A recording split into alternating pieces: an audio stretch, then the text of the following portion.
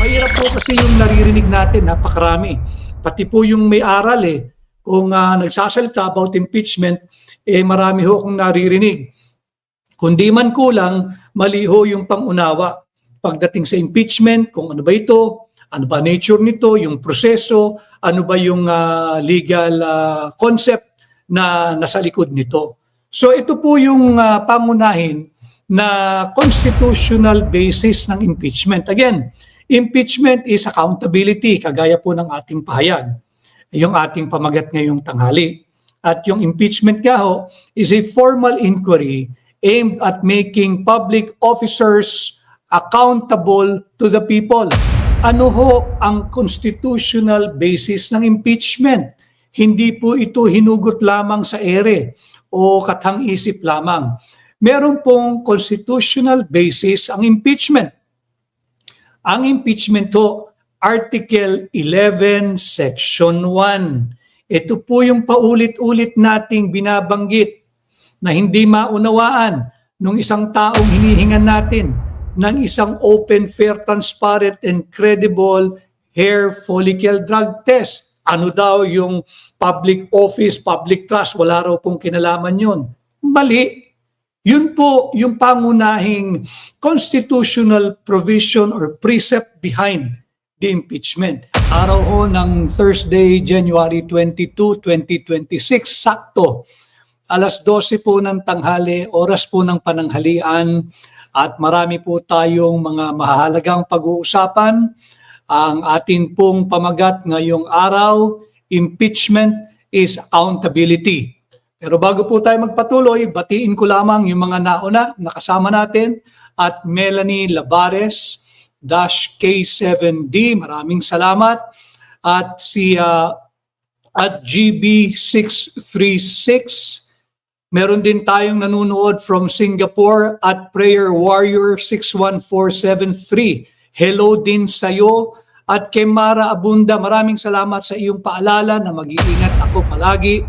At kay at Sheila Mo Amor 8987 at 8 Nate Vlog TV. Maraming salamat. At kay Yen 368, magandang tanghali rin sa iyo. Ang aking kaibigan mula sa Mindanao, si Asam Ulang Kaya. Magandang hapon sa iyo, Asam. I hope to see you very, very soon. At kay at Jonathan Henilo, hi din sa iyo. At kay Nicolas Valle, God bless din sa iyo. Magandang tanghali po sa inyong lahat. Isa na naman pong pagtatanghal ng Tinig Maisog. Again, January 22, 2026, Thursday.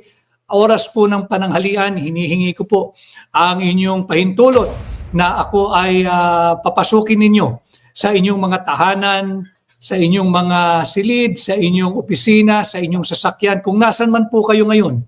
Magandang tanghali po sa lahat ng Pilipino, Luzon, Visayas at Mindanao. Magandang araw po sa lahat ng Pilipino, OFW, the Overseas Filipino Workers, at yung ating mga Filipino migrants, saan man pong panig ng mundo. At syempre, yung habol po mamaya, yung team replay, magandang araw po sa inyong lahat. Kagaya po ng ating pong palaging tinuturan, ang ating pong advokasya ay maiangat. Ang antas ng pampublikong diskurso, subukan na pasimplihin ang mga masasalimuot na at mahalagang usaping panlipunan upang nang sa ganun ay maintindihan po ng pinakaordinaryong mamamayan katulad ninyo, katulad ko, sa pinakasimpleng pamamahayag dito po sa ating pahina. Sapagkat ang ating pong layunin, yun nga ho ay mayangat, ang antas ng pampublikong diskurso at lahat tayo ay magkaroon ng independenteng pananaw, opinyon, kuro-kuro at paninindigan base sa tamang impormasyon, base dito po sa timely and relevant discussion of affairs of the nation. So magandang tanghali po sa inyong pagpapahintulot sa akin. Lahat po ng nasa Facebook, magandang araw po sa inyo. Patuloy po kayong mag-comment, mag-react, mag-like, mag-share at mag-follow. Yung nasa YouTube ho, sana ay patuloy pa nating palakasin ang ating YouTube channel. Patuloy po kayong mag-like, mag-share, mag-subscribe, mag-comment at mag-react. At syempre yung nasa TikTok po, patuloy kayo na mag-like at mag-follow. Mahalaga po yung ating pag-uusapan ngayong araw dito po sa impeachment is accountability. Meron na ho kasing nag-file ng impeachment laban kay Bongbong Marcos. Isang complainant pa lamang, ngayon habang tayo po ay nagla-live, ay meron pong isang grupo pa roon, yung grupo nung Makabayan Block na magfa-file din pero binablock nitong opisina ng Secretary General. Pag-uusapan po natin yan at aking na ulinigan na meron pang isang grupo na higit na malaking grupo ho ito, itong pangatlong grupo na nais din makapagsampa ng impeachment. Tingnan ho natin how this day will turn out pagdating po sa usapin ng impeachment. Para po sa kaalaman ng lahat, lagi nating naririnig impeachment, impeach, impeachment court, impeachment trial. Ano po ba ang impeachment? Simulan po natin doon sa pasimplihin natin para pati yung mga kasamahan natin na magsasaka, yung mga mangingisda, yung ating mga kasamahang driver ng public transport, jeep, tricycle, habal-habal, lahat po, yung tricycad, yung padyak, ay makasali po sa ating diskurso at may baba sa kanilang pamilya, barangay, samahan, neighborhood, at kamag-anakan yung mga mahalagang usaping panlipunan. Ano ho ba yung impeachment? Yung impeachment po is a process or a system na humingi po ng accountability o pananagutan. Yan po yung buod ng impeachment. Ang impeachment po ay isang formal inquiry. Isa po siyang formal inquiry aimed at making public officers, this is the keyword, accountable to the people. Again, kami sa Hakbang na Maisog, ang aming core advocacy, transparency, accountability, peace and security. Malinaw po yan pati sa Save the Philippines Coalition. Ito po yung proseso para naman po makahingi ng pananagutan ang mga sambayanan pagdating po sa mga tao na maaring humarap sa impeachment. Ano po ang basihan ng impeachment? Mahalaga po ito para tayong nagle-lecture sa classroom sapagkat mahirap po kasi yung naririnig natin, napakarami. Pati po yung may aral kung nagsasalita about impeachment, marami ho akong naririnig. Kundi man kulang, mali ho yung pangunawa pagdating sa impeachment, kung ano ba ito, ano ba nature nito, yung proseso, ano ba yung legal concept na nasa likod nito. So ito po yung pangunahin na constitutional basis ng impeachment. Again, impeachment is accountability, kagaya po ng ating pahayag, yung ating pamagat ngayong tanghali. At yung impeachment nga ho is a formal inquiry aimed at making public officers accountable to the people. Ano ho ang constitutional basis ng impeachment? Hindi po ito hinugot lamang sa ere o kathang-isip lamang. Meron pong constitutional basis ang impeachment. Ang impeachment ho, Article 11, Section 1. Ito po yung paulit-ulit nating binabanggit na hindi maunawaan ng isang taong hinihingan natin ng isang open, fair, transparent, and credible hair follicle drug test. Ano daw yung public office, public trust, wala raw pong kinalaman yun. Mali. Yun po yung pangunahing constitutional provision or precept behind the impeachment. And what is Article 11, Section 1? Public office is a public trust. Public officers and employees must at all times be accountable to the people. Serve them with responsibility, integrity, loyalty, and efficiency. Act with patriotism and justice. Mahalaga po yan. And lead modest lives. So kung makikita po ninyo, sa unang sultada pa lamang, yung definition pa lang na ibinigay ng Article 11, Section 1, kung ano ba ang public office, kung ating susukatin, yung mga taong or yung impeachable officers, unang sultada pa lamang, Article 11, Section 1 pa lamang, bagsak na, lagpak na, particular na. Si Bongbong Marcos, ulitin ko ha, Article 11, Section 1, public office is a public trust. Public officers and employees must at all times be accountable to the people. Daan-daan na po yung namatay dahil sa baha na ninakaw bunsod ng talamak na kurakot at korupsyon sa ating taunang budget. Budget ng 2023, budget ng 2024, at yung most corrupt budget ng 2025. Dugtong pa po natin dyan. Serve them with utmost responsibility, integrity, loyalty, and efficiency. Act with patriotism and justice. Tanong, yung pangingidnap ng ating Estado kay Tatay Digong, yan ba yung with patriotism and justice? Diba? In connection with ating pinag-uusapan ngayon, ano ba ang impeachment? Diba? So makikita natin dyan. At ito pa ho, lead modest lives. Yung mga nakatira dyan sa Rockwell, sa Proscenium, palapalapag, parking, punong-puno ng Rolls Royce. Yung isang Rolls Royce so in your lifetime, sobra-sobra na. Meron po dyan, kabata-bata, 4 ang Rolls Royce.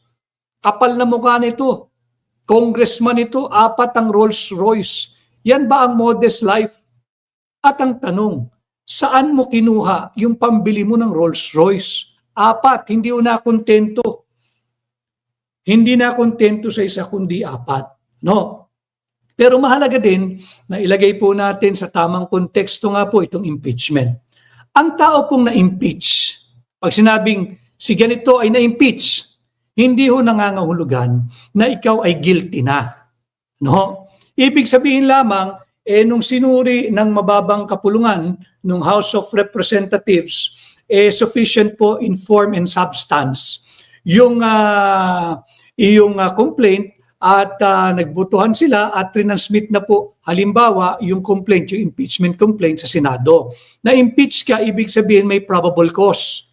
Merong basihan para magtungo sa next level or the next phase ng impeachment process. Ano po yung next phase? Yung trial, yung pagdinig, yung hearing na ginaganap po dyan sa Senado. Ano? Tungo po tayo. Again, itong impeachment po kasi naka-anchor ito o naka-angkla ho ito sa Article 11, Section 1, nabanggit ko ano yung public office is a public trust.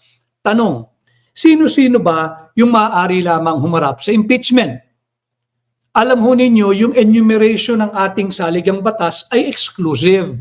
Ibig sabihin, kung sino lamang ang linista ng ating saligang batas, yun lamang ang mga tinatawag nating impeachable officers.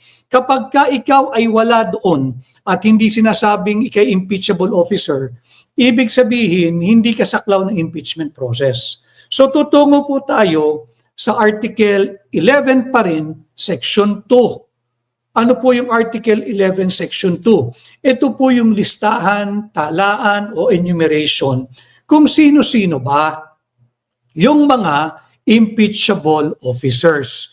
5 lamang po yung kategorya.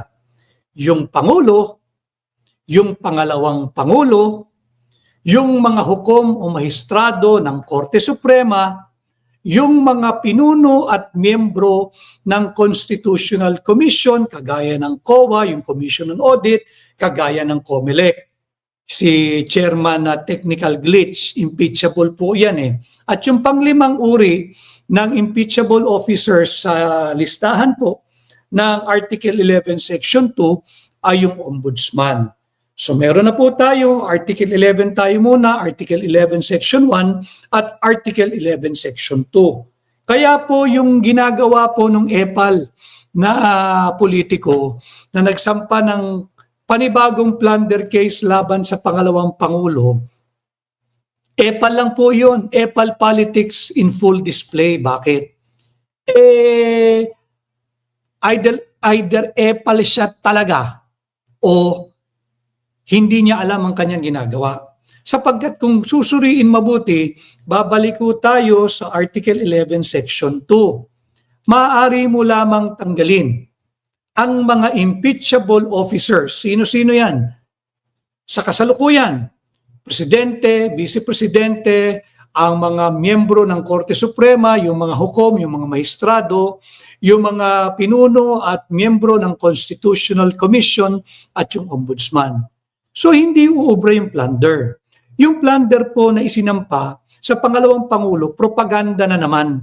Alam mo na nga na hindi siya pwedeng kasuhan. Meron pong immunity from suit o meron pong immunity sa demanda ang presidente at vice-presidente for as long as incumbent po sila. Kaya meron tayong mekanismo ng impeachment. Hindi nangangahulugan that the president and the vice presidents that they are above the law. No, never. No one is above the law. Kaya nga nag-institute, hinango po natin ito sa American system, no, itong impeachment process. At ito ay pumasok sa ating saligang batas noon lamang 1935. Noong 1935, na-introduce na po itong konsepto at proseso ng impeachment sa ating saligang batas na magpahanggang sa ngayon ay naririto po Article 11, Section 1, Article 11, Section 2, sino-sino ba yung mga impeachable officers? Di ba? Malinaw po tayo dyan. Ano? Ngayon, tutungo na po tayo doon sa grounds for impeachment. Ano ba yung mga kadahilanan para masampahan ang, in this case, ito pong si Bongbong Marcos ng kasong impeachment? Meron pong 6 na grounds ang impeachment. Unang-una po dyan ay yung culpable violation of the Constitution. Ano po ba yung culpable violation of the Constitution? Para po sa mga mas maraming hindi abogado o law student na ating pong kaharap ngayon na nakikinig, ano? Yung ating mga mahal na uring manggagawa. Yung culpable po, sisikapin kong pasimplihin para lahat po tayo ay may ambag sa paghulma ng direksyon ng ating bansa. Yung culpable violation, ibig sabihin po ito ay willful violation. Yung alam na alam mo na ito ay labag sa ating saligang batas and yet ginagawa mo pa rin. Dito talagang mataas yung antas ng pananagutan mo. Bakit?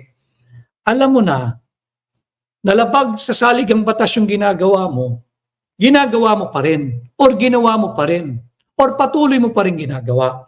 Yan po yung unang grounds for impeachment. Culpable violation of the Constitution. Ibig sabihin talagang may sala ka, may pagkakasala ka, may pananagutan ka. Diba? Malinaw po iyan. No? Dito, bago po tayo tumungo sa iba't ibang grounds pa, mahalaga na mabanggit din po natin yung Article 7, Section 5 ng ating pong saligang batas. Ano po yung kahalagahan ng Article 7, Section 5 ng ating saligang batas in relation to what we are discussing now na pagdating po sa impeachment? Ito po yung oath ng Pangulo. I will read it para po kumpleto. Ano? Ito po ay naayon sa saligang batas. Article 7, Section 5 of our Constitution. Ano? I do solemnly swear that I will faithfully, halaga po yung salitang yun, that I will faithfully and conscientiously fulfill my duties as President of the Philippines. Ito po, mahalaga po yung kasunod na linya. Preserve and defend the Constitution. Execute the laws. Do justice to every man. Meron bang hustisya yung ginawa ni Bongbong kay Tatay Digong? Is that doing justice to every man, to every Filipino, to every citizen? Yung sunod po, and consecrate myself to the service of the nation. Mabigat po yung consecrate, ha? Iniaalay mo ang iyong sarili sa paglilingkod sa bansa. Wala nang higit na mataas na interes pa, kundi ang interes ng ating bansa at ang kapakanan ng mamamayang Pilipino. Hindi ang interes ng pinsan niyang si Martin Romualdez, hindi ang interes ng pamilya Marcos, hindi interes ng mga oligarko at ng mga olyadong korap na politiko. Malinaw po yun, pakisili po ninyo. Article 7, Section 5. I do solemnly swear that I will faithfully and conscientiously fulfill my duties as President of the Philippines, preserve and defend its Constitution, execute the laws, do justice to every man, and consecrate myself to the service of the nation. Dito pa lang ho pag binasa itong oath of office ng Pangulo, bagsak na rin ho rito si BBM. Bilyon Marcos, BBM. Bagsak na po siya rito. Hindi niya inihandog. Hindi niya ibinigay ang kanyang buong sarili at pagkatao bilang Pangulo sa paglilingkod sa ating bansa. Ang pruweba, pirmahan mo ilang ulit ang hitik, siksik, liglig na umaapaw at kurakot at korupsyon na ating national budget 2023, 2024, 2025. Ano? So dito makikita natin na maraming constitutional provisions simula pa lamang ay linapastangan, hinurakan at talagang sinalaula ni Bongbong Marcos. Pangalawang dahilan po kung bakit kadahilanan or grounds, yung pong treason. Ano po yung treason at saka yung bribery? Yung treason at saka yung bribery, nandyan po yan as defined under the revised penal code. Yung treason po, kung tayo ay nasa state of war o meron tayong gera o digmaan sa ibang bansa at tinutulungan, inaayudahan o nakikipagsabuatan ang Pangulo sa isang bansa na kung saan tayo may digmaan. Wala pa naman ho yan. So, hindi natin magamit yung treason sa mga panahon ngayon. Bribery. Ito po ay laganap na. Ang usapan sa bribery, pag sinasabing bribery, hindi natin makalimutan, hindi pwedeng ipagpag. Ng Malacanang, hindi pwedeng ipagpag. At gamitin ni BBM o ni Bongbong Marcos yung kanyang 4D, yung deny, deflect, discredit at demolish. Ito po yung nadiskurso ko na last year pa ito Yung propaganda machinery ni Bongbong, ito lang pong ginagawa. Pag may nagsasalita at naglalantad ng korupsyon at anomalya, yung 4D, deny, tatanggi nila yan, discredit, demolish, at saka deflect. Ano? Deny, deflect, yung pan-deflect nila ay kasalanan yan ni Tatay Digong. Ay, nangyari yan noong panahon ng administrasyon ni Pangulong Duterte. Ay, kasalanan yan ni BP Inday. Yan po yung kanilang deflect, your deflection. Discredit, nandyan yung fake news, isiraan ka. Yung demolish, talagang wawalang hiyain ang iyong pagkatao, ang iyong pamilya, lahat. Dyan lang po magaling ang Marcos Jr. administration. No? So yung bribery, dito magaling din sila. Ito po yung tumatanggap ka ng regalo, ng suhol, ng pera in relation to the performance of your official duty upang gawin mo yung hinihiling sa'yo, whether yung ginawa mo would amount to a criminal offense or not. Bribery po yun, yung tumatanggap ka. Bribery rin po kapag ka ikaw ay tumanggap by reason of your office. Wala kang gagawin, tinanggap mo lang. Yung tatandaan natin, yung saldi ko, yung paratang ng saldi ko, 100 billion pesos insertion ni Bongbong Marcos sa Office of the President, 25 billion pesos inihatid ni saldi ko sa Malacanang. Yan po ay form of bribery. Tumanggap ka by reason of your office. Wala naman po sigurong matinong tao rito sa Pilipinas ang magbibigay ng 25 billion sa isang hindi presidente. Kaya ka magre-regalo ng ganong kalaki dahil presidente yung aabutan mo. Ano? Yan po yung pangatlong basihan ng pagfa-file ng impeachment. Meron pa po yung pang-apat, yung graft and corruption. Lantaran po yan at talamak po na nangyayari ngayon. Ano po yung graft and corruption? Ito po yung mga krimen na nasa ilalim ng Republic Act 3019 o yung Anti-Graft and Corrupt Practices Act. Marami po yan. Yung giving unwarranted or undue benefit or favor. Hindi ba para maka-corner ng kontrata? Marami sila dyan. Kanya nga, di ba, ang daming contractors. Pag-uusapan din po natin yan in relation to impeachment. Maraming salamat po sa napakarami nating live viewers na kasama kahit po tayo ay oras po ng tanghali. Sinasamantala ko sapagkat maraming nangyayari po ngayon. Marami pong nag-file ng impeachment at pag-usapan din ho natin yan mamaya. Yung panglima, yung other high crimes at yung pang-anim, betrayal of public trust. Ito pong dalawa yung huli, other high crimes, betrayal of public trust. Wala po talagang definition yan para po hindi makahon yung mga basis po ng pagsasampa ng impeachment laban sa mga impeachable officers. Bakit kanyo? Sapagkat po yung pag wala yung impeachment, pag masyado nating i-restrict without of course violating the rights, especially yung due process as enunciated in the Bill of Rights, ng kahit na sinong public officer na humaharap or haharap sa impeachment hanggat hindi po sasakripisyo yan. Pero hindi po sadyang na-define yan para naman po hindi naman dihado yung mamamayang Pilipino. Ang talaga pong pinagtatanggol ng impeachment process, hindi lamang po para ma-corner yung nagkasalang public impeachable officer, hindi ho. Ang layunin po ng impeachment process is to preserve and protect the body politic. Yun po ang layunin yan. Sapagkat napaka-powerful ng mga impeachable officers. Mantakin ninyo, kung wala tayong pamamaraan upang sila ipanagutin, di habang buhay tayong yuyurakan, tatapakan, wawalang hiyain ng mga impeachable officers na ito. Tungo po tayo, sabi ko nga, subukan nating pasimplihin, bagamat masalimuot talaga yung ating mga proseso ng impeachment. Ano po ba yung nature ng impeachment?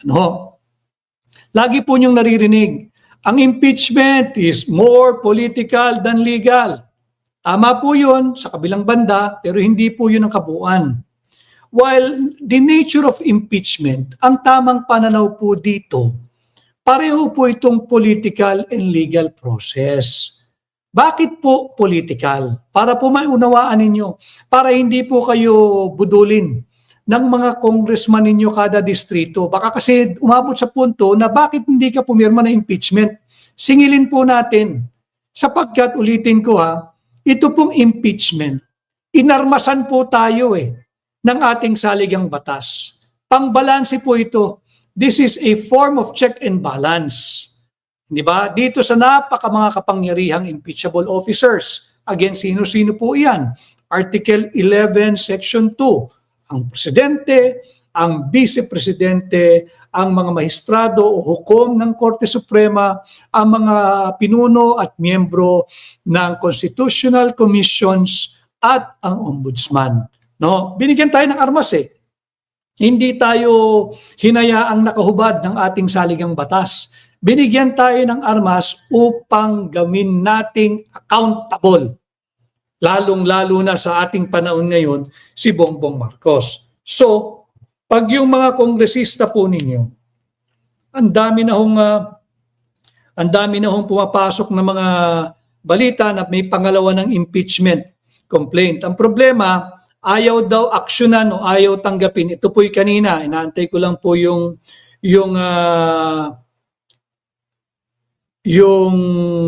latest doon po sa House of Representatives, hinaharang ng Secretary General. Yung tanggapan po, ito po'y kaklasiko sa law school, pero in the interest of public service, kailangan natin siyang pangalanan. Si Attorney Cheloy Garafil, siya po yung SecGen ngayon ng House of Representatives. Apparently, yung pangalawang impeachment complaint ay ayaw tanggapin. Kanina po ito not unless may update kayong bago para may fresh update po tayo. Ayaw tanggapin. Bawal po iyon. Bawal po iyon. Hindi ho kasi nangangahulugan na meron ng naunang impeachment. Actually, nauna impeachment, impeach me ho yun. Budol po yun. Tatalakayin po natin at huhubaran at kikilalanin kung sino itong nag-file ng kauna-unahang impeach me laban kay BBM. Salbahe po talaga ito mga ito eh. 'Di ba? Yung impeachment po is a constitutional process. Dapat galangin ito ng mga abogado, ng mga kongresista, party list ka man o regular congressman. No? So ang nature po ng impeachment, ang tamang pananaw po rito, hindi po tama yung it's more political than legal. Hindi ho, maling-mali po yun. Yung mga abogado, yung mga law students na naririto para matulungan po ninyo akong i-correct. Yung inyong pamilya, kaibigan, kamag-anak, kaklase, kapitbahay, pag naririnig nyo, impeachment, numbers game yan. It's more political than legal. Wrong. Ang tamang sagot po ang impeachment is both. Parehas. Parehas political, parehas na legal. Political. Kasi nga po, ang impeachment, nagmumula yan sa isang political branch. Yung mababang kapulungan, yung House of Representatives, hindi ba? Diyan yan nagsisimula, hindi pwedeng magsimula sa Senado eh. Sa House of Representatives po yan. At alam naman natin, maging sa pag-endorso pa lamang, pag-endorso hanggang sa botohan, itong mga kongresista, they will act on the basis of most of them. They will act on the basis not of patriotism and justice. No. No. They will act not on the basis of doing justice to every man. No. They will act, most of them, they will act on the basis of political consideration. What's in it for me? Di ba? Kagaya po ngayon, pinanonood po natin, dapat po tayong lahat ng Pilipino ay invested dito sa nangyayaring mga impeachment mula pa lamang sa pagsampa. Imagine niyo, empleyado lang natin, yung Secretary General ng House of Representatives. Sweldado yan mula sa ating buwis. And we've been hearing reports na ayaw tanggapin yung pangalawang impeachment complaint. Paano kung may pangatlo, pang-apat? Hindi mo yan pwedeng harangin. For as long as hindi pa consumed yung timeline, again, enunciated in a very well-written decision by the Supreme Court, written by no less than Senior Associate Justice Marvic Leonen. Ang ganda ho doon sa kaso ng Sara Duterte versus House of Representatives o si Martin Romualdez. Yung sultadang pong yun, talo pa rin si Martin Umabot sa Korte Suprema, tinalo pa rin ho ni Inday. So anyway, wag ho nating pangunahan. So political. They act on the basis not of patriotism or justice. Most of them will act on the basis of political consideration. baka maipit ang budget namin, baka ako kasuhan ng Malacanang, kasi meron akong involvement dyan sa insertion, hindi ako makagalaw.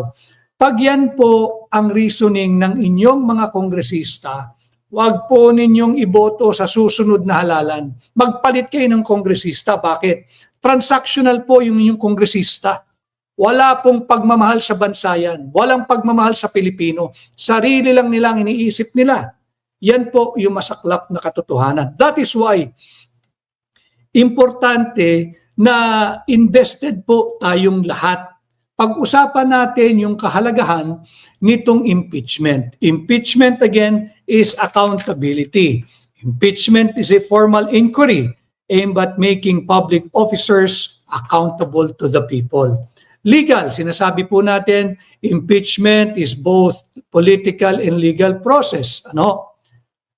Si Eva Villarin Clarido, hi Attorney Vic, watching from Abu Dhabi, UAE. Maraming salamat sa iyo. Sino pa ba?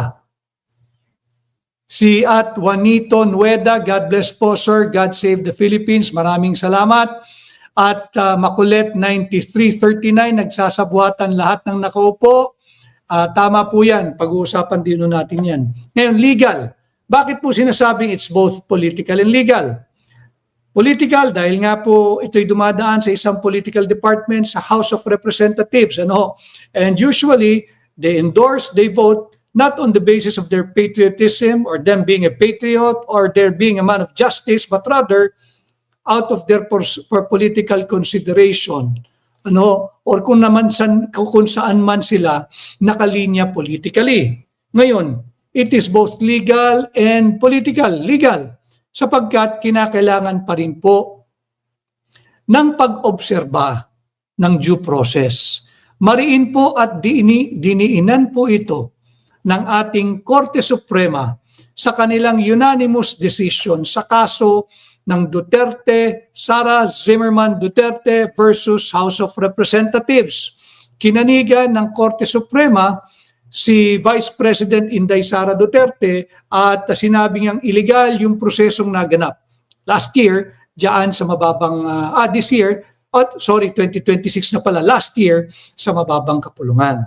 So legal pa rin po ito sapagkat kinakailangan you have to accord and you have to afford the person facing impeachment or sought to be impeached with due process. Meaning, kinakailangan mag-render sila, magbigay sila ng impartial justice. Hindi pwede kagaya nung yung nakakadiring 215 congressmen na pumirma diyan sa impeachment last year. Hindi binasa yung impeachment complaint. Hindi ito base sa kanilang personal knowledge or based on their personal reading. Di ho nagbasa ito, pirma lang. Bakit? May kapalit pong pera eh. Yung pera po yun, pera po natin yun eh. Diba? So dito makikita natin, si hinihingi, again sa desisyon ng Korte Suprema na isinulat ni Senior Associate Justice Marvic Leonen, na bigay mo pa rin yung due process doon sa tao na ini-impeach mo. Diba? You have to respect the rights of the officer impeached or sought to be impeached. Dapat mong ibigay sa kanya yan. Hindi pwedeng kulang. Kinakailangan mong kilalanin at bigyang buhay yung Article 3 ng ating saligang batas kung saan nakasuad dyan yung ating Bill of Rights. Malinaw po iyan doon sa desisyon, again, na talaga naman hinimay, ang linis, ang linaw ng pagkakasulat na ang ponente o sumulat po nito ay si Senior Associate Justice Marvic Leonen. Now, binanggit din po ito. Sinasabi na ang impeachment ho ay maaring sui generis. Ano po yung sui generis? Ang impeachment daw ho, maaring katangi-tangi, kakaiba, stand alone. Mag-isa lang siya, wala siyang katulad, wala siyang kawangis, solo siya.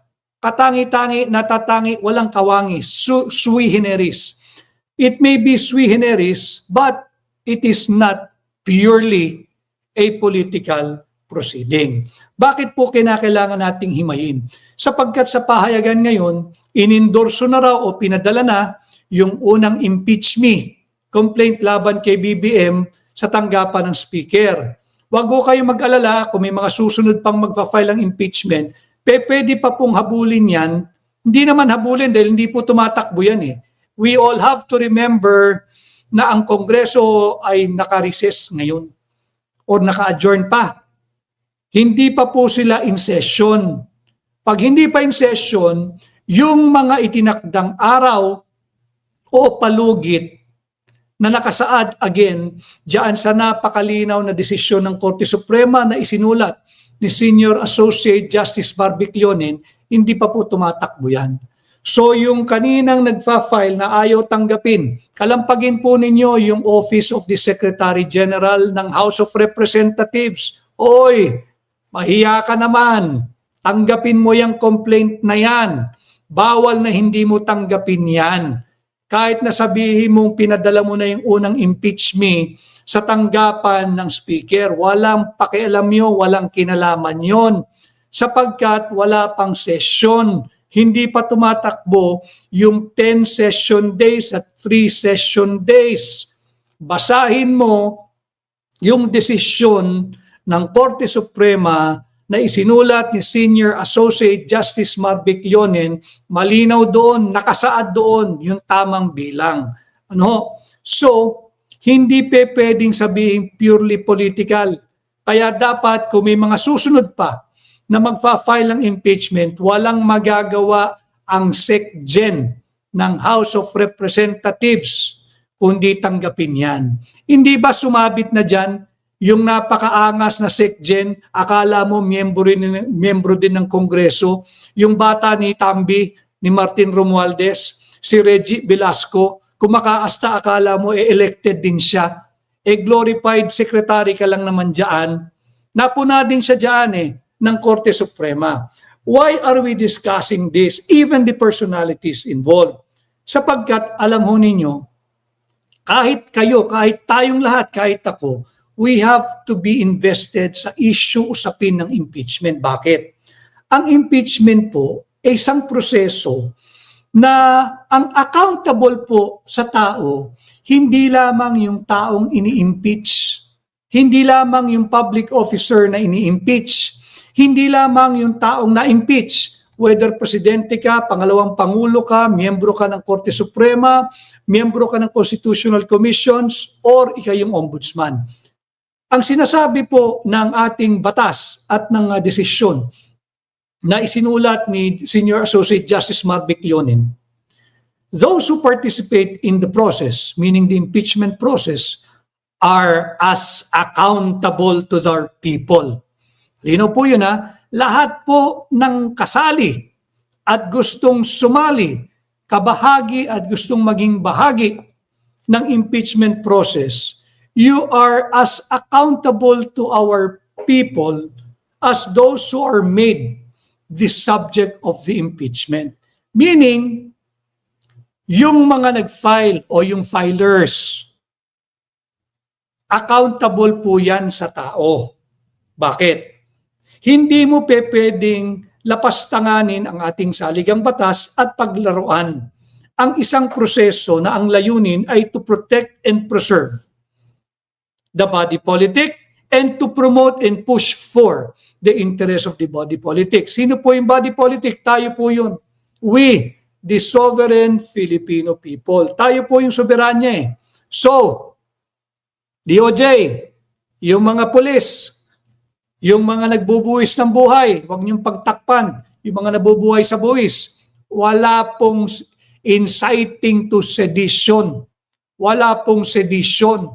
Tumatakbo na po ang mamamayang Pilipino. Ginagamit na po ang lahat ng legal na proseso. Huwag na ninyong lapastanganin ang ating batas. Huwag na ninyong apihin ang mamamayang Pilipino. We go to the Supreme Court. We question the budget. Anong nangyari? Hanggang ngayon, walang aksyon. Nandiyan ang impeachment. Kung sasabihin ninyo na hindi pa namin ginagamit ang lahat ng proseso, nandiyan ang proseso ng impeachment, Anong ginawa? Nag-file ng impeach me. Itong mga hunyangong ito, pag-uusapan din ho natin yan. And I can freely discuss it here and about them. Why? Again, because of that well-written decision by the Supreme Court, penned by Senior Associate Justice Marvick Leonen.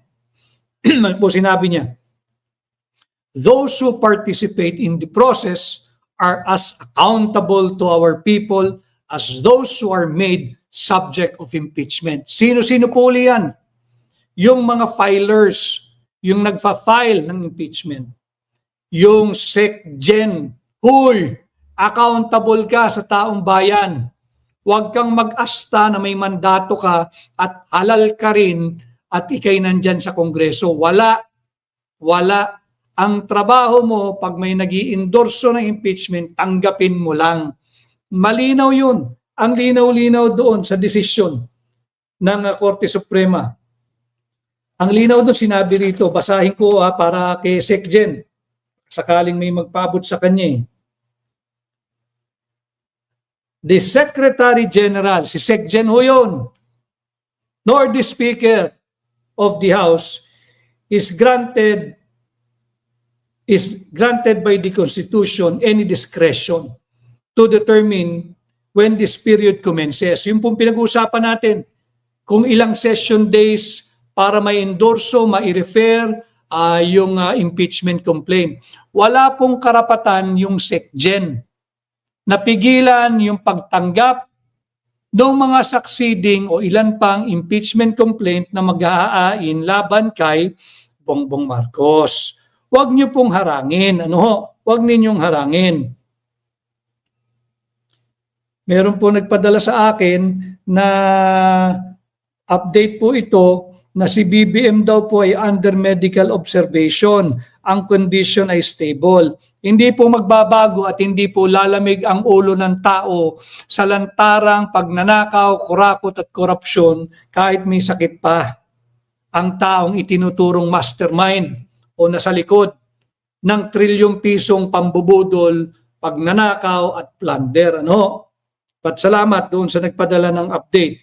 Hindi ho pwede na makukuha niya yung simpatsya Di ba? Wala ho kasing kredibilidad na. Negative na nga ho yung rating Kahit ano pang sabihin ninyo, wala nang naniniwala sa inyo. Ngayon, inciting to sedition ba yun? Hindi. Statement of fact po yun. Ano ang basehan natin? Di ba multiple surveys, negative na sila? Ngayon, tumatakbo ang tao. Ginagamit yung mga prosesong kinikilala, nakaukit. May garansya sa ating saligang batas, kagaya po ng impeachment process. Ano nangyayari? Sinasalaula po Again, ulitin ko sinabi ng desisyon ng Korte Suprema, hindi lamang yung taong subject ng impeachment ang accountable sa ating lahat. Kaya ho dapat kasali kayo, bahagi kayo rito sa usaping ito. Lahat po ng pumaloob sa proseso ng impeachment ay accountable. Mula doon sa nag-file, mula doon sa mga nag-endorso, sa SecGen, sa mga abogado. Bakit? Pag nag-file ka ng impeachment, it will entail government's time, it will entail taxpayers' money. Kaya nakikita nyo rito, sinabi ng desisyon, lahat ng pong nagpaloob dyan ay accountable sa taong bayan. Yung accountability ho kasi, ang impeachment is a measure of accountability. Kaya po yung ating pamagat, impeachment is accountability. Hindi po ito proseso lamang na tanggalin yung airing o yung sablay o yung kurakot o yung corrupt na public officer sa kanyang pwesto sa pamamagitan ng impeachment. Hindi lamang po ito pagtatanggal. Ito po'y sukatan ng accountability. That is why ang ating pong pamagat ngayon, impeachment is accountability. Kagaya po nung nangyayari ngayon, ang dami hong maraming natatakot. Ulitin ko mga kababayan. Katukin po ninyo yung inyong mga kongresista. Singilin ninyo, we make them accountable. Bakit ayaw ninyong mag-endorso? Bakit natatakot kayo mag-endorso? Bakit kayo nagdadalawang isip mag-endorso ng impeachment complaint? Yan ba'y bawal? Yan ba'y labag sa ating revised penal code? Yan ba'y labag sa ating saligang batas? Hindi ba't yan ay isang mekanismo na ibinibigay ng ating saligang batas bilang armas ng ordinaryong Pilipino upang panagutin to make the impeachable officers accountable? Huwag po ninyong tatanggapin yung palusot ng mga kongresistang maririnig ninyo. Ito po'y budol to ha. This line, watch out for this line. I will not sign the impeachment, whether it's be for the impeachment of Bongbong or for the impeachment of Inday. Ayoko yan. Wala pong katuturan yun. Budol po iyon. Akala ho ninyo, bubudulin kayo, ang galing na statement, very statesman, ayaw niyang mag-impeach sa presidente, hindi raw siya pipirma, hindi rin siya pipirma sa impeachment ng vice-presidente. Hindi po yun. Hindi po nila iniisip ang bansa. Hindi po nila kayo iniisip. Ang iniisip nila, sarili nila. Yung budget nila. Yung susunod na naman na eleksyon. Di ba? Bakit? Nakasulat po ito sa ating saligang batas eh. Ang pinoprotektahan ng tamang impeachment process ay ang taong bayan, ay ang Estado, ay ang lipunan. Ito po yung armas na ibinigay sa atin eh. Ang ordinaryong tao nga ho, pwedeng mag-file ng impeachment eh. Provided i-endorso. Kahit na sino, yung mga kaibigan kong jeepney drivers, kahit sino sa inyo, pwedeng mag-file ng impeachment basta't i-endorso lang ng isang congressman. Isa lang ang mag-endorso. Ibang usapan po yung butuhan. No, pagdating sa form and substance, iba po yun. Pero yung sasabihin karapatan, may karapatan po tayo mag-file ng impeachment. Subalit, kinakailangan lang na endorso ito ng sino mang congressman. Now, to simplify, hindi ho dapat iwasan ng mga kongresista yung pag-endorso eh. Trabaho po nila iyon eh. Again, ang pinoprotektahan po ng impeachment ay yung lipunan, yung Estado, yung mga ordinaryong tao. Ano ho? Kaya dapat maintindihan nating lahat, kagaya nitong, ito po, troll ito. Pagbigyan po ninyo ako mga kababayan, pasukin po niyo ito si Osias Migalon. Bobo po ito eh. Osias Migalon, baka ho totoong tao, pero ang IQ po nito below sea level din. Pagbigyan po niyo ako, pasukin po ninyo itong si Osias Migalon. Bobo po yan. Hindi po pwede dito sa pahina natin yan. At, pero pagbigyan natin, pasukin ho ninyo para ho matauhan. Ano ho? Yan, ito tama ito. Si Glo Domine, Jail Bangag. Tama po yan, tama po yan. Tama po yan. Pasukin po niyo ito, pagbigyan niyo ito nagpapapansin, pansinin ho niyo ito. Oo, pasukin po niyo yung walang hiyang yan. So, yun po, ang primary po na hinihingi ng impeachment is for the protection of the people. Protection po ng taong bayan. Hindi po nung ini-impeach o hindi po nung nag-i-impeach. Kaya po accountable lahat. Ano? Ngayon, pag-usapan po natin, if the primary intention of the impeachment as a measure of accountability is to protect the people as a body politic and not solely for the punishment of the offender, let's talk about the first Marcos impeachment. Impeach me po yun eh, budol po yun. Kailangan malaman ninyo, yung nag-file ng kauna-unahang impeachment laban kay BBM ay isang abogado. Yung abogado, officer of the court po iyan. Nanumpa din po iyan.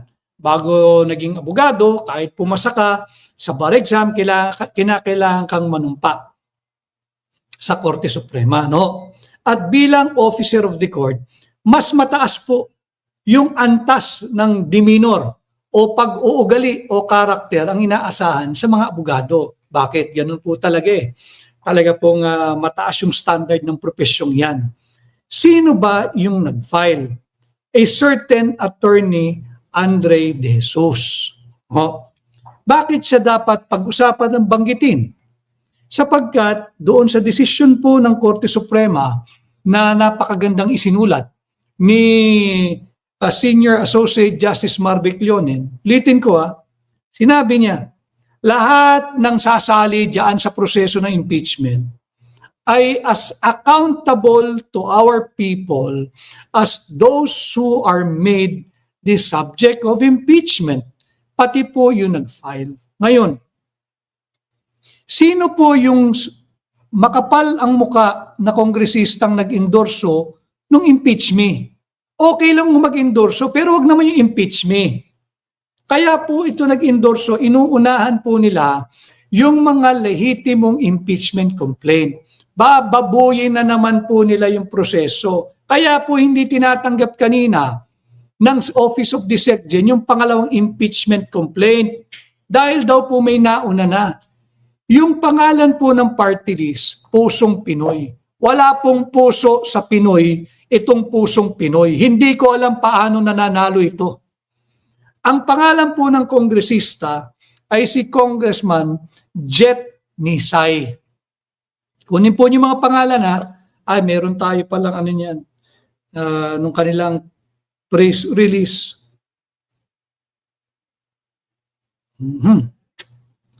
Pin po natin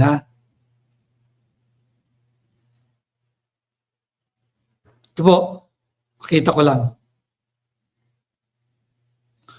Yan yung nag-file ng impeach me. Paki-screenshot niyo po para meron kayong kopya. Mahalaga pong pinag-uusapan natin ito Itong mga nag-file ng kauna-unahang impeach me laban kay Bongbong, itong Pusong Pinoy ang nag-endorso na pinamumunuan po ng Congressman Jet Nisay. Di ko po kilala ito, wala akong planong kilalanin siya, except ito pong Pusong Pinoy, ulitin ko itong Pusong Pinoy party list, wala po itong puso para sa mga Pilipino. Wala pong puso para sa Pilipino itong Pusong Pinoy na pinamumunuan ng Congressman Jet Nisay. Binubudol po tayo nito harap-harapan kaya nakakagalit. Kala po niya mga tanga, bobo, mangmang ang Pilipino. Yung Pusong Pinoy, ayon po doon sa isa pang budol, yung ICI. Aparato po ng budol ito Yung ICI, di ba, yung Independent Commission for Infrastructure, wala po yan, budol din yan Anyway, we will use yung pangbubudol nila upang hubaran itong nambubudol sa ating ngayon ng harap-harapan. Si Congressman Jet Nisay ng Pusong Pinoy. Sino ba itong Pusong Pinoy? Wala pong puso para sa Pinoy itong Pusong Pinoy. Sapagkat, ayon po sa ICI, nagrekomenda po ang ICI, pambubudol din yun, gamitin lang natin para lagyan natin ng tamang konteksto.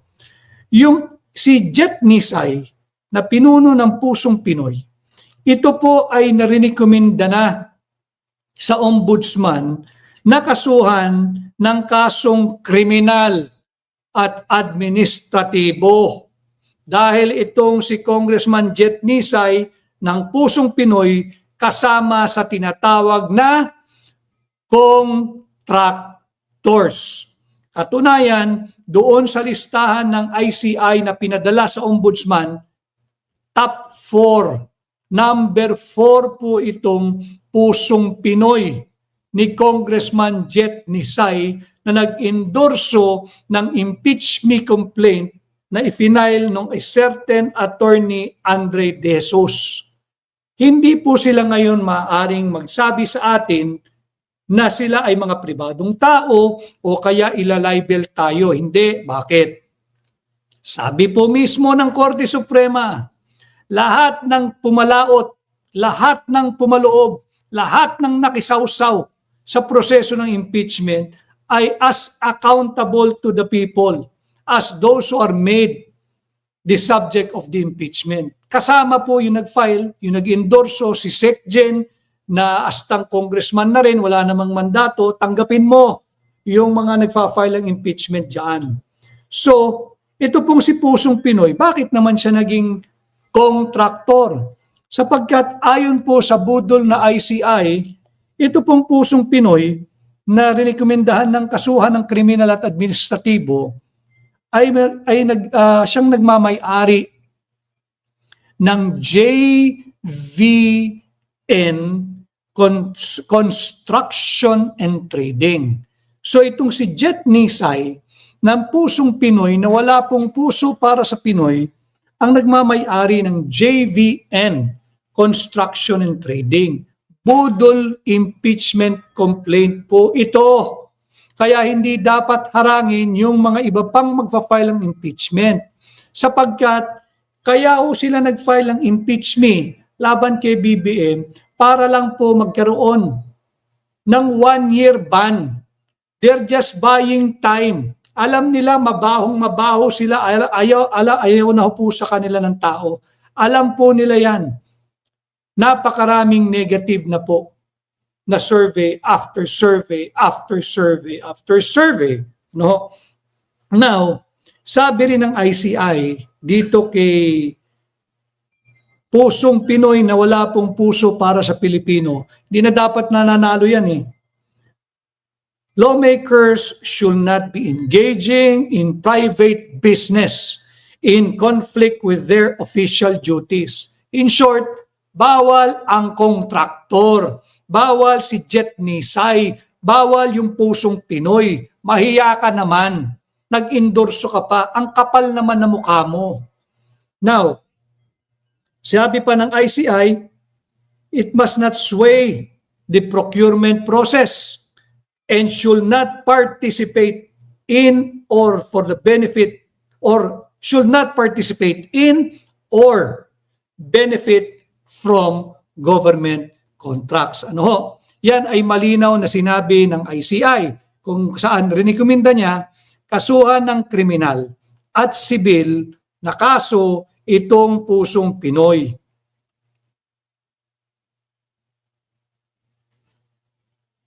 Okay. Meron pong panibagong gimmick, yung SecGen. Kakagalit po eh. Wala daw po yung SecGen na sa Taiwan. Kaya po hindi tinanggap yung second impeachment complaint na ifinail ng Makabayan Black. Ano? Dahil wala daw si SecGen. Eh hindi na papasok yan. Para lang wala nang matanggap na panibagong impeachment complaint. Bakit? Ang Office of the Secretary General ba ay isa lang ang tao, isa lang ang staff, wala bang deputy? Sino ang deputy SecGen ng House of Representatives? Ministerial lamang ho yung pagtanggap ng impeachment complaint. Huwag niyo po kaming lokohin, huwag niyo po kaming budulin. Cheloy, Attorney Cheloy, classmate, mahiya ka naman. Sensya ka na, I have to call you out. Hindi ibig sabihin wala ka sa Pilipinas at nasa Taiwan ka. Galing ka na dyan dati, di ba? Nagmeko ka na nung araw, hindi ba? Ngayon, nandiyan ka na SecGen. Classmate, mahiya ka naman. Utusan mo yung staff mo. Kapwa tayo abogado, alam mo yung tama't mali. Ministerial lang yung pagtanggap ng impeachment complaint. Huwag kang umastang para ka ring si Reggie Velasco, yung pinalitan mo. Hindi kayo kongresista, wala kayong mandato. Sweldado kayo naming mga Pilipino. Kaya po natin pinag-uusapan ito sapagkat hindi natin tatanggapin at hindi katanggap-tanggap ang ganitong lantarang pang-iinsulto sa kamulatan nating mga Pilipino. Ministerial lang ho yung pagtanggap ng impeachment complaint. Huwag nilang harangin. Mahiya ka naman, SecGen, Cheloy Garafil. I hate to do this to you, we're classmates, but sinabi ko na paulit-ulit, I will always side with the Filipino people. Malaking kasalanang hindi mo tanggapin, hindi mo utusan ang iyong tanggapan na tanggapin itong impeachment complaint. That is why I run to you, my beloved countrymen.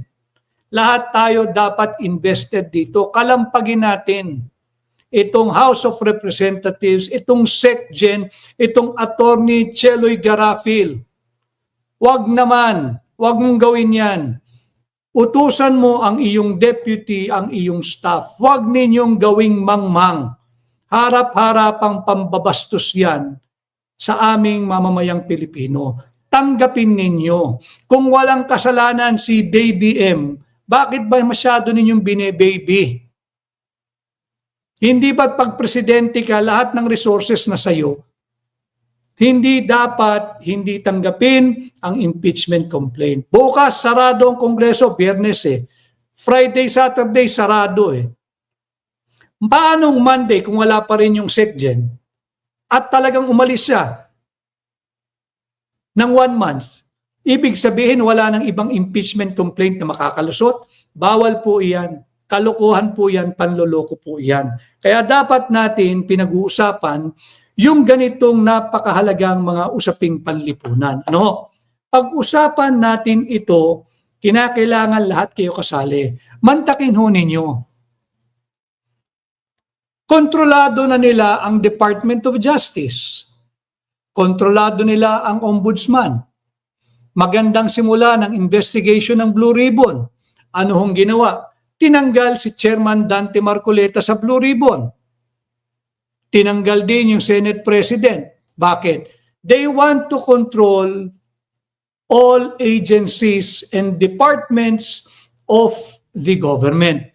Nang sa ganoon ay hindi lalong lumantad at mabulilyaso yung kanilang pagnanakaw. Kontrolado nila ang police, kontrolado nila ang militar, kontrolado nila yung military and other uniformed personnel. Saan patatakbo ang sambayan ng Pilipino? Kakasuhan, tatakutin ng inciting to sedition, rebellion.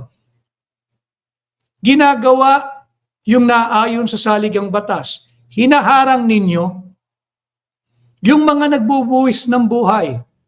Sana makita ninyo kung paano sinasalaula. Yes, we should all uphold, defend, and respect the Constitution.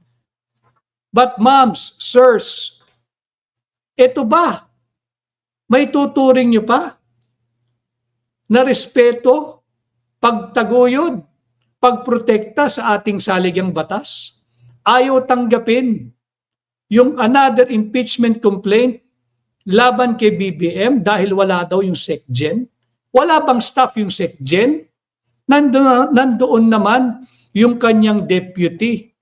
At bakit walang deputy? Hindi po maaaring walang deputy. Hindi ho ba oras ngayon ng trabaho? Hindi ba ang sahod nila ay kagaya rin ng sahod ninyo? Taxpayers' money? Bakit walang deputy SecGen? Ulitin ko yung mga nagbubuwis ng buhay. Naririnig namin kayo. Sinusunod natin lahat ng naayon sa saligang batas. Pero tingnan ninyo kung paano walang hiyain ang bawat aksyon ng mamamayang Pilipino. Ano ho? Binubusalan yung Blue Ribbon. Kita ko yung video ni Senador Dante Marcoleta. Tinatanong niya yung resource person o witness. Ang sumasagot yung chairman ng Blue Ribbon. Ano ba naman yun? Hindi naman siya abogado ng mga yun. Chairman ka, dapat di kayo nagpe-preside. You do not speak on behalf of the resource person. Hindi rin nakalagpas yun. Kaya Senador Dante Marcoleta, kanya pinuna niya. Hindi ba? So, mahirap namang maniwala kasi na si Attorney Garafil mag-isa lang sa kanyang tanggapan. Walang deputy, walang staff, wala lahat. Na pagka siya ay absent, nasa kung saan lupalop ng mundo, hindi na ho tatakbo yung Office of the Secretary General ng House of Representatives. Ito po ay malinaw na suppression na naman. Yan po ay suppression na naman. So sana ho ay maging aktibo kayo dito sa proseso ng impeachment. Kinakailangan maging maalam po kayo. Maging aktibo, pag-usapan po ninyo. Yan naman po ang bahagi at parte ng ating advokasya eh.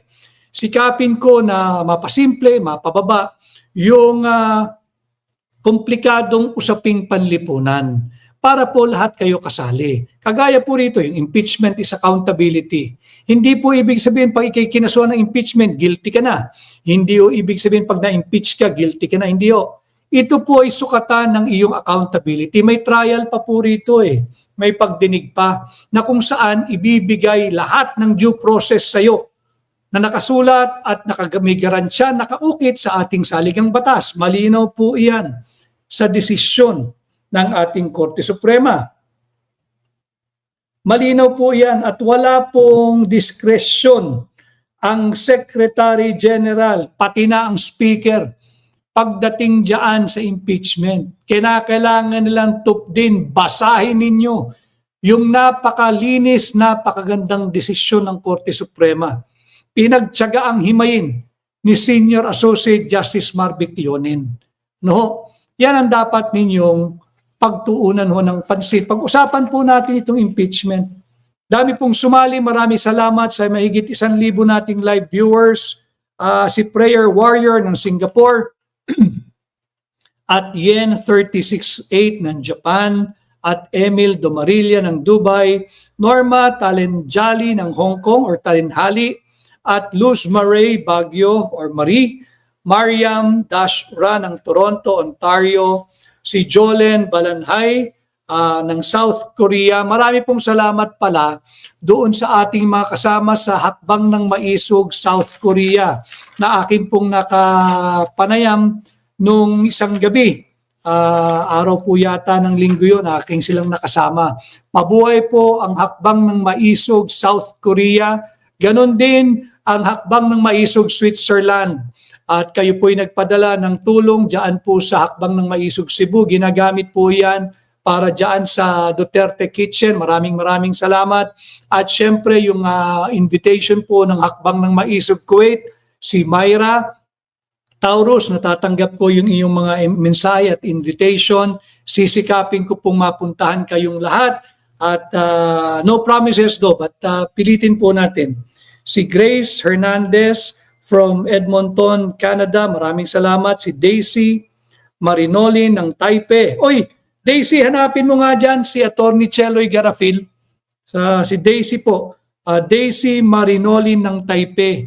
Pakisabihan mo umuwi siya dahil walang tao sa kanyang opisina at hindi makapag-file ng impeachment. Yung mga gusto mag-file laban kay Bongbong Marcos. Hi to Daisy at sa mga maraming Pilipino dyan po sa Taipei. Sundan ninyo kung nasaan yan si Secgen Attorney Cheloy Garafil. Sabihin ninyo, you are supposed to be on people's time and people's money.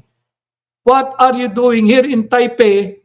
And you cannot even run your office and ask your deputy to accept and do a ministerial duty of accepting the second, the third, the fourth, the fifth, kung ilan man yan na impeachment complaint. No? Kay Maria Teresa Galman, kay De Peralta L, May Enrile Dondoyano, kay Roxanne Casto, kay Bel Aguilar at Gina Palomo from Washington and Malaysia, Teresita Villasis ng North Cotabato, kay at Nova Kalinog from Calgary, Alberta, marami pong salamat sa iyo. Kay Mildred Vio Vicente, walang puso ho talaga, Ma'am Mildred, yung pusong Pinoy ni Congressman Jet Nisay, wala pong puso yun. Number 4 po yun sa ranggo ng mga kontraktor na pinakakasuhan ng budol din na ICI. Si Yule Selabag Marcos, well-known na pamilyang Kawatan. Si Marte Silva, kahit kailan hindi biyaya ang kasamaan. Ubos din agad yan at higit pa, bubuhol sa katawan yan. Tama. Si Rogelio Brazil from Kingdom of Saudi Arabia, maraming salamat. Si Dapay Dynamics, don't mind the trolls. No, I'm not minding them, not at all. Pinansin ko lang para pasukin ninyo. Total, nagpapapansin Si Vin_0, si Marites Connect ng Greece, kay Nam Leda, Ernesto Cabral, maraming salamat sa inyo. At Nixon, si At Nixon, another avid supporter from Taiwan. At Nixon, do the Filipino people a favor, look for Attorney Cheloy Garafil there in Taiwan. Hanapin ninyo mga kababayan, pauwiin ninyo. Kanyo kinakailangan niyang magtrabaho dito. Ang trabaho niya nandito, wala sa Taiwan. Wala na siya sa Meko. Ang trabaho mo, alam mo naman na usap-usapan na dito, maraming gusto mag-file ng impeachment, pabalikin ho ninyo dito sa Pilipinas yan. At ang sinasahod niyan galing po sa buwis na binabayad natin pare-pareho. Si At Marites Connect TV, Mea Lane Montemayor, Julie Lavella, Chia Abesia, Keith Rizzi, Maribel Quejaro Balian, Yan Chu, kay Jen Makasinag, at Gracita Redona. Marami pong salamat. Batiin ko lang po lahat sapagkat ang pahinang pong ito ay pahina ninyo.